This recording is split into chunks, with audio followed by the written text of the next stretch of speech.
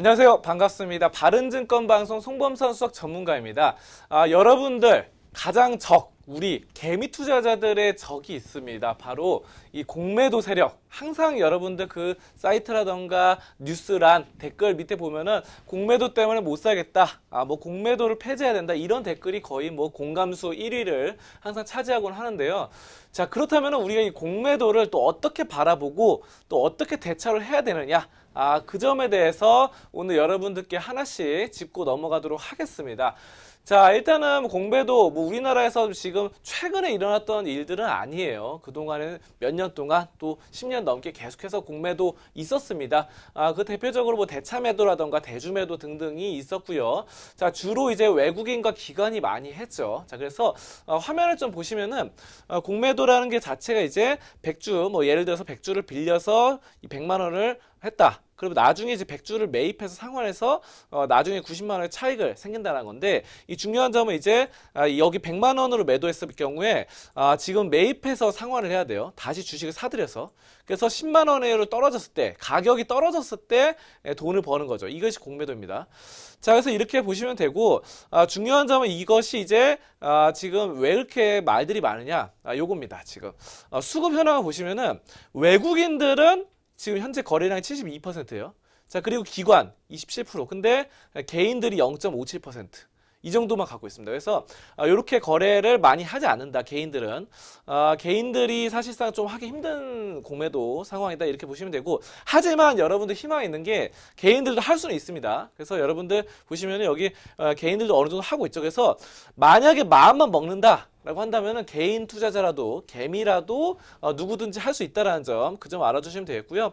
자, 그래서 예전부터 이런 것들이 있었죠. 공매도 과열 종목으로 쭉 지정된 종목들이 있었어요. 그래서 여기 보시면 셀트리온 이따가도 말씀드릴 텐데, 아무튼 셀트리온이 계속해서 말에 떠올랐고, 메디톡스 등등 여러 가지 이런 바이오 산업들이 공매도의 주력 타겟으로 자리 잡았습니다. 자, 그래서 중요한 것은 이제 공매도가 이제 어떻게 우리가 대처를 해야 되느냐 한번 보도록 하겠습니다. 자, 이것이 이제 원리를 알아야 되는데, 만약 어떤 것이 있었다, 종목이 있었다, 그러면 대여를 해야 돼요. 그러니까 공매도라는 것 자체 공짜가 빌공짜예요. 빌공. 없는 것을 그냥 파는 겁니다. 자, 그렇기 때문에 없는 것을 팔려면 주식을 빌려서 주식을 파는 겁니다. 그래서 공매도, 쇼트셀링이 일어나고, 중요한 것은 하락을 했어요, 주가가. 그럼 이제 돈을 벌어야 되는데 갚아야 되죠. 만약 1년이다, 6개월이다 갚아야 되는데, 중요한 것은 환매수가 일어나요. 환매수. 그러면 주식으로 갚아야 돼. 이것이 이제 가장 중요한 겁니다. 키포인트. 돈으로 갚는 게 아니라 주식으로 갚아야 돼요. 주식으로. 그리고 주식으로 갚아야 되기 때문에 무조건 주식을 다시 사야 됩니다. 그래서 결국은 빌려서 팔았던 자는 반드시 다시 사야 된다. 무조건 사야 돼, 무조건. 그래서 무조건 사야 되기 때문에 만약에 여기서 100주를 매도했던 사람은 여기서 100주를 무조건 매수를 해야 됩니다. 그래서 이것이 환매수가 키포인트입니다, 여러분들. 그래서 우리가 이제 공매도를 대처하기 위해서는 환매수를 잡아야 된다. 만약에 어떤 종목, 내가 투자하는 종목이 공매도가 많이 쌓였어요. 그러면은 환매수가 일어나는 타점만 쫙 잡으면은 굉장히 또 수익으로 이어나갈 수 있다는 점 말씀드리고요. 이런 것들이 최근에도 계속해서 논란이 되고 있는데, 최근에 여러분들 시장이 요즘 안 좋잖아요. 오늘 같은 경우는 코스닥이 좀 떨어지고 코스피는 강보합세였는데, 중요한 것은 삼성전자가 4만 원 밑으로 떨어졌습니다. 자, 그래서 지금 삼성전자가 이렇게 떨어진 것들은 디램 반도체 업황 불황 이런 것도 있을 거고, 삼성바이오로직스 압수수색 이런 것도 삼성 계열사로서 안 좋은 것도 있고, 전반적인 미국 시장이 하락하면서 같이 떨어진 부분도 있겠지만, 중요한 점은 삼성전자의 이제 공매도가 좀 쌓였다라는 것도 주력한 이런 원인으로 분석이 되고 있습니다. 자, 그럼 하나씩 좀 자세히 말씀드리자면은, 일단은 이번 달 10일에 삼성전자의 공매도 비율이 14%였어요. 굉장히 많은 수치입니다. 물론 다음날 공매도가 약간 완화되긴 했지만 그렇게 많이 완화된 것은 아니고, 이것이 저번 달에 중순에 있었던 2%, 그때는 삼성전자 공매도 비율이 2%밖에 안 됐어요. 그래서 중요한 것은 14%까지 늘었다라는 점. 그래서 계속 물량이 쌓인 겁니다. 자, 그럼 여러분들 이거를 어떻게 해석해야 되느냐? 지금 삼성전기도 마찬가지입니다. 그래서 이런 것들을 오히려 이용해 보자.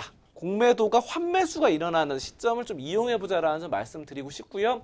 지금 아까 말씀드렸다시피 10일 날 최고의 아까 전에 14%까지 됐다가 11일 날 좀 약간 줄었어요. 그래서 지금 약간 줄어들고 있는 상황입니다. 그 공매도 비율이. 그렇다면 지금 환매수가 일어나고 있다. 새로운 공매도 물량은 안 들어오는데 환매수가 일어나기 때문에 밑에서 받아주는 물량이 될 수 있다는 점 여러분들께 말씀을 드립니다. 그래서 여러분들이 이런 것도 예전에 셀트리온의 사례를 보고 말씀드릴게요.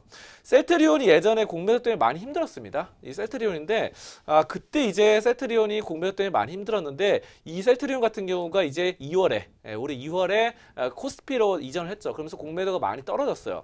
어쨌든 이것이 이제 많이 힘들다가 이렇게 공매도 때문에 힘들다가 다시 이렇게 이전하면서 다시 오릅니다. 이런 것들은 공매도 코스피로 이전하면서 공매도의 환매수가 일어나는 상황입니다. 자, 그렇기 때문에 여기서 여기까지 이렇게 올라간다 이렇게 해석이 가능하겠고요.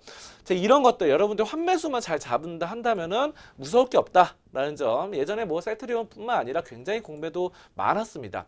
자, 지금 삼성전기도 마찬가지예요. 삼성전기도 지금 공매도 때문에 이렇게 떨어지는데 이 타점만 좀 잘 잡는다 싶으면은 또 거래량 터져주는 것과 또 공매도가 이제 환매수가 나오는 시점. 그러니까 결국은 여러분들이 이 대차 비율 이런 것들을 계속해서 꾸준히 체크할 필요는 있어요. 자, 이런 점도 알아두시면 되겠고요. 아까 말씀드린 삼성전자 보겠습니다. 삼성전자도 마찬가지입니다. 이게 삼성전자가 이제 액면분할 하기 전에는 250만 원 넘었었는데 액면분할 하면서 57,000원이 최고점이 됐습니다. 자, 그래서 57,520원 찍고 쭉 내려와서 현재는 바로 39,150원. 굉장히 4만 원이 안 되는 상황이죠. 하지만 이 하락이 지금 1년 가까이 됐습니다. 1년이 넘었어요. 1년 사실상. 그래서 이 삼성전자가 이렇게 장기적으로 하락하는 것이 좀 쉽지가 않아요. 그렇기 때문에 이런 점들도 공매도가 지금 계속해서 물량이 쌓여있고 공매도 해소 구간이라는 점 이런 점도 봤을 때는 좀 어느 정도 긍정적으로 볼 수 있는 부분이다라는 점 말씀드리고요.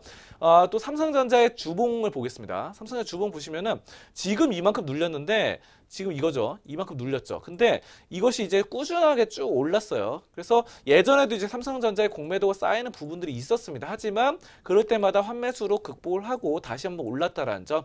그럼 크게 월봉도 보겠습니다. 월봉 보면 완전히 예전에 20년, 30년 전부터 나오죠.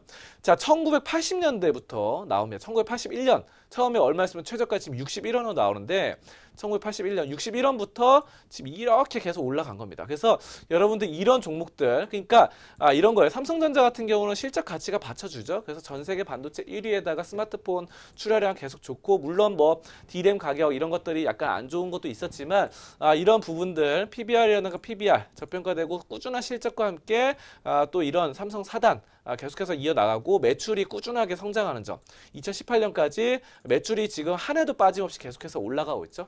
자, 그리고 거기에다가 이제 부채 비율도 뭐 30%대에다가 지금 자본 유보율이 27,000%입니다. 굉장히 높아요. 그래서 이런 점들 굉장히 좀 주목을 해보실 필요는 있겠고요.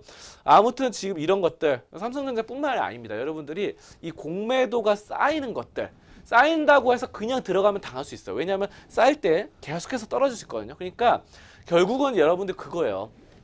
주식 지수가 떨어질 때 언제 떨어지는 칼날을 잡으면 힘들죠. 하지만 떨어지는 칼날이 다시 한번 지수가 올라갈 때 지금 그때 변곡점을 잡아야 되는데 이 공매도 비율도 마찬가지다. 공매도 비율이 계속해서 쌓이다가 다시 환매수가 점차적으로 일어나면서 지금 물량이 약간씩 해소되는 구간 그래서 뭐 14%까지 갔다가 뭐 12%, 11% 줄어드는 과정에서 어느 정도 기준을 정해서 환매수 시점에 타점을 노려서 확 들어간다 한다면은 이것을 오히려 역이용해서 내가 이 세력들을 때려잡을 수 있다는 점 여러분들이 알아두시면 좋겠습니다.